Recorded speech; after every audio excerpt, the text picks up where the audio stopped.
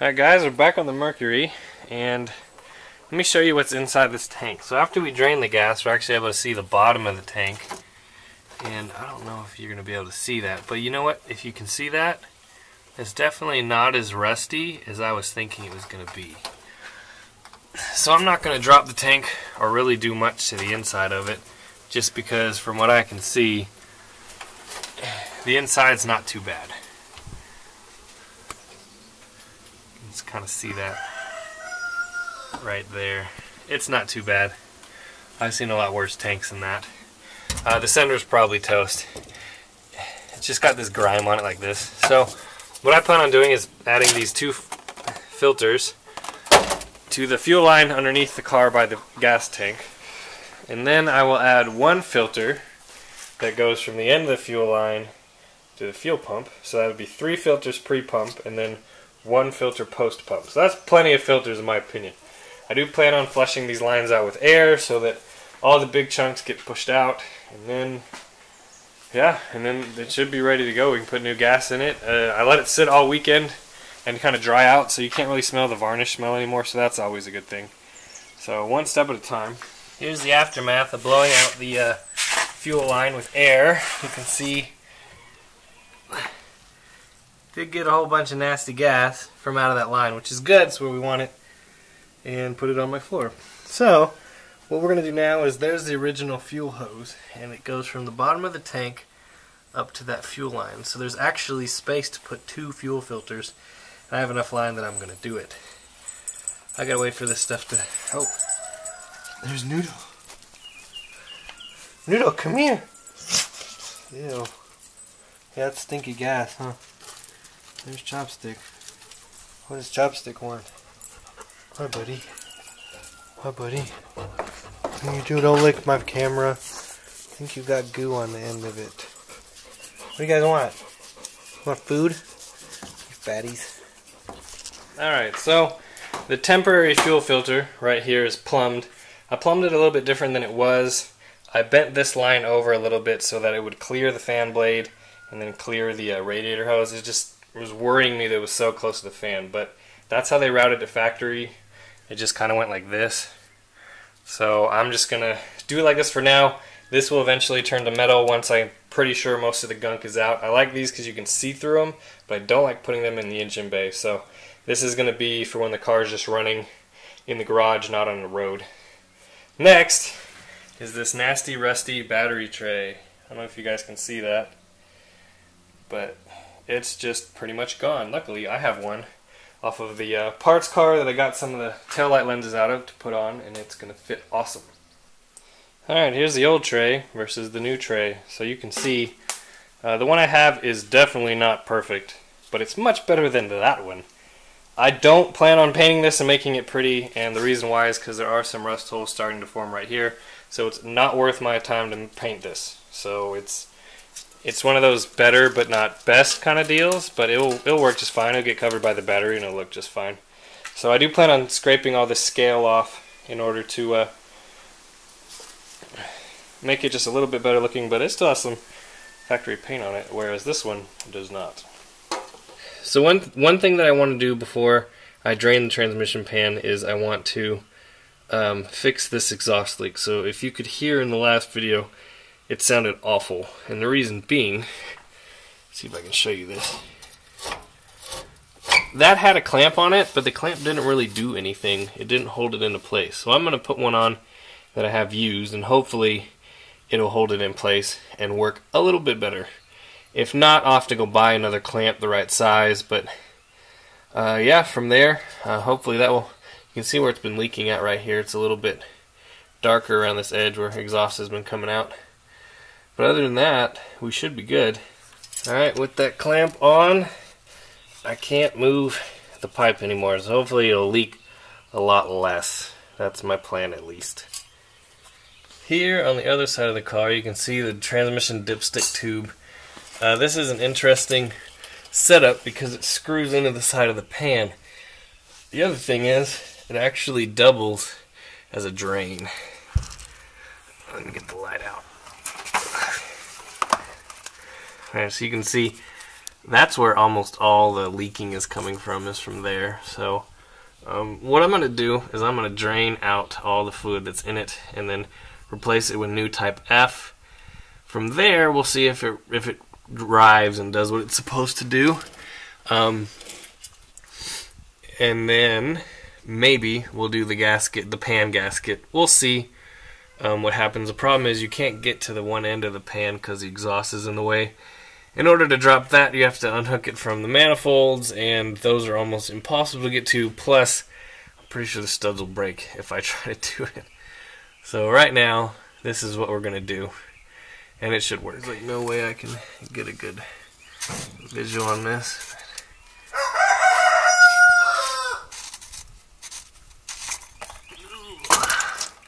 There we go. It actually doesn't look too bad. But again, I'm under the car, so who knows. Alright, curiosity got the best of me, so I opened up this sender and cleaned it out. If you look inside, it actually cleaned up pretty well. Let's see if I can get the camera to focus. But you guys can see that I used a bunch of carb cleaner to get all the carbon, I guess it's carbon, whatever the gas turns into, the varnish out of it. But I do have continuity from the top to the bottom, so it should read a little better now. Maybe with a different reading, it will move the needle. I don't know. This part on the sender looks good. The only thing left to do is put it back together, see if the float floats, and put it in. And if it works, great. If not, well, we'll get another one. But I'm hoping this one will work. Alright, here's all the fluid that we got out of the transmission. It looks okay. It's, you know, old nasty transmission fluid. I got 3 quarts out, and I think I'm a little low. I'm going to put 4 quarts in, and then I'll run it and see how it looks on the dipstick once the engine gets warm. Another thing I want to show you guys is this battery. Got a correct size battery for the car. It's only 115 bucks from O'Reilly's, which is pretty good. And it fits in the stock battery tray, and it bolts right in with the stock clamps and everything. So I'm happy with that. And we'll get that going, and then once fill the transmission full of fluid, fill the gas tank full of gas, get gas to the car, and then it should run. And then once it runs, we can see what the transmission looks like, sounds like, and we can see if we have any leaks or anything like that, and we'll go from there. The carb is primed with gas, so the engine should start up fairly quickly. Once it starts running, it's going to pull gas in from the gas tank, and I'm going to watch the filters and see how nasty they get. So once we can get the engine running off of the tank in the back, which hopefully shouldn't take that long, then we can worry about getting the engine to temperature and then checking transmission fluid and going from there. See what leaks, see what breaks, see what blows up. And if all that goes well, we might be able to drive it.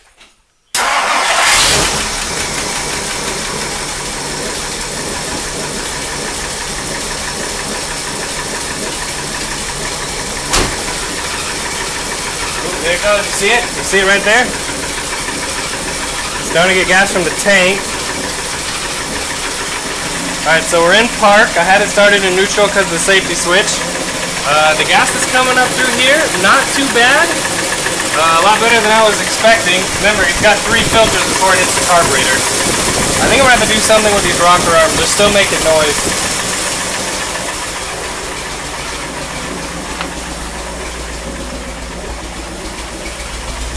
Smoking way less than it was, which is good. Under here, you know what? That fuel filter looks pretty good too. I'm going to call the tank done.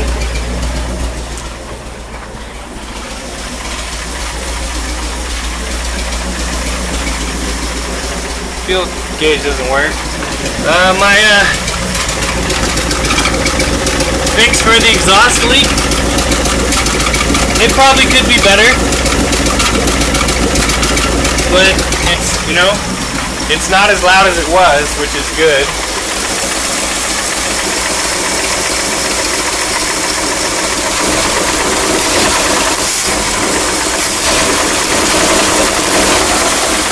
The exhaust sounds awful, absolutely awful. other than that, I mean, I think we're looking good.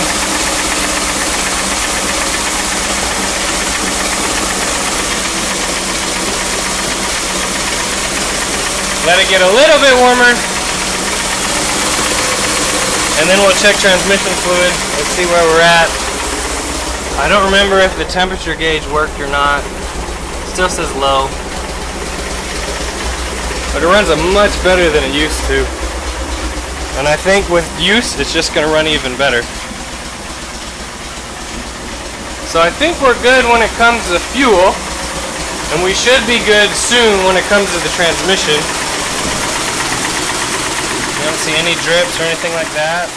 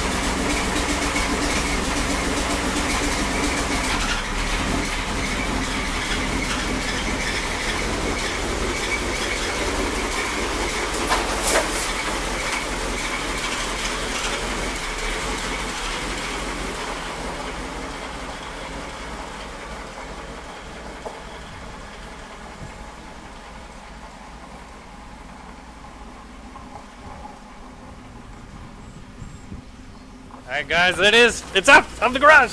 So, that exhaust leak is awful. It's just super bad. I don't know what else to do to fix it than get a new Y pipe. I don't know if I'm going to be doing that or the next person will be.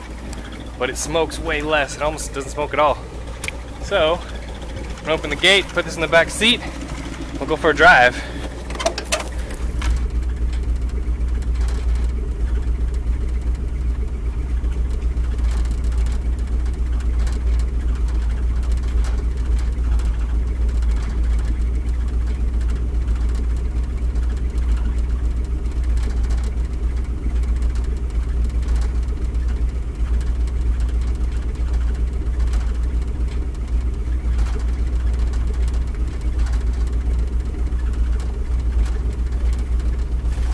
Leave the hood open just in case I need quick access to it, but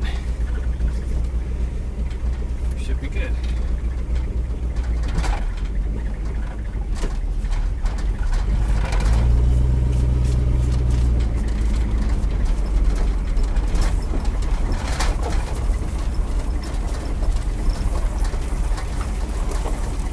Oh, big boat.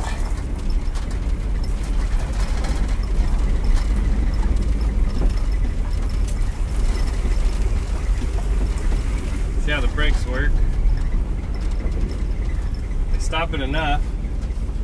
Alright guys, this is it. This is the first time on the road. I think it's scared.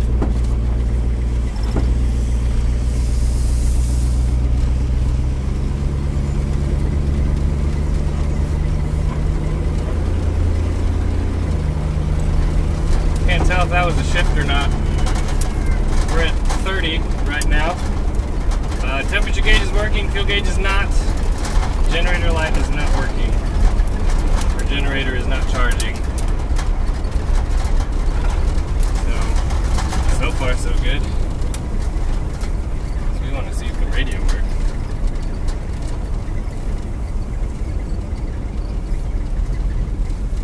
Well, the car's still running. That's good.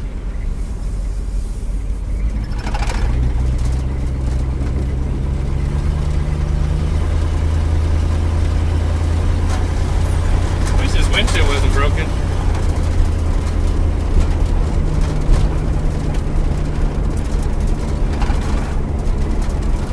It actually drives pretty good, all things considered.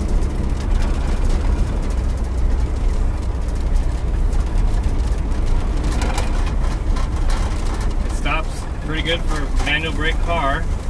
Steers pretty good for a manual steering car. Can't get it to turn back around and not block traffic. What do you guys think?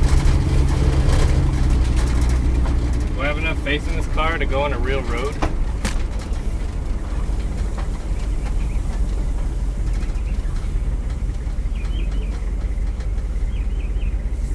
I don't have enough faith in this car to go on a real road.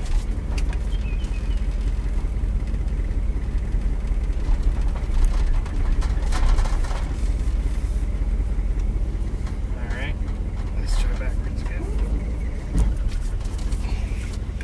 Oh, it did it. It did it.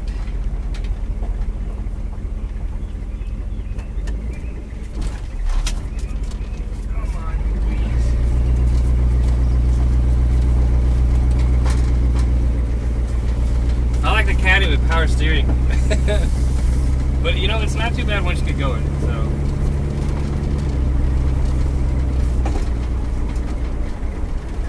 Good, bouncing up and down.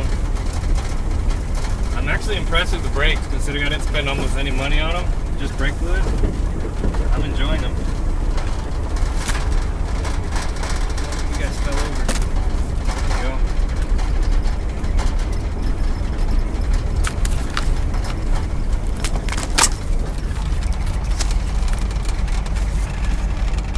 Alright. Speedo's working. I can't tell if it's shifting or not, and I don't know how much gas I have, so we're gonna have to figure that out. There's all kinds of stuff in the back trunk rattling around making noise, in the back seat making noise. Oh, this car's hard to drive with one hand.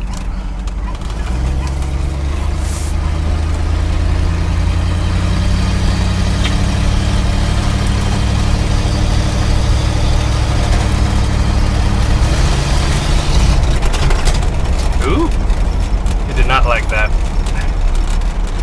I don't think it's running anymore. It kind of died when I pushed on the gas too hard, which is expected. Alright, let's coast to a stop. Maybe we'll actually go into my driveway. That'd be amazing.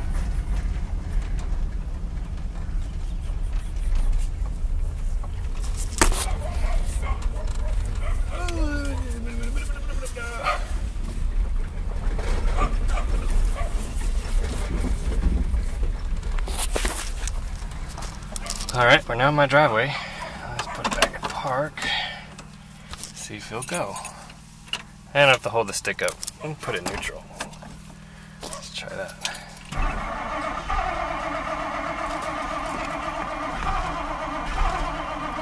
Maybe we ran out of gas. I put 4 gallons in it.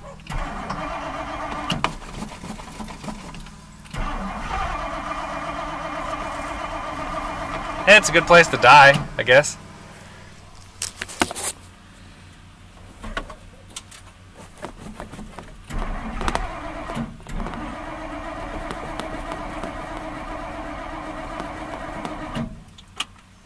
Well. Oh.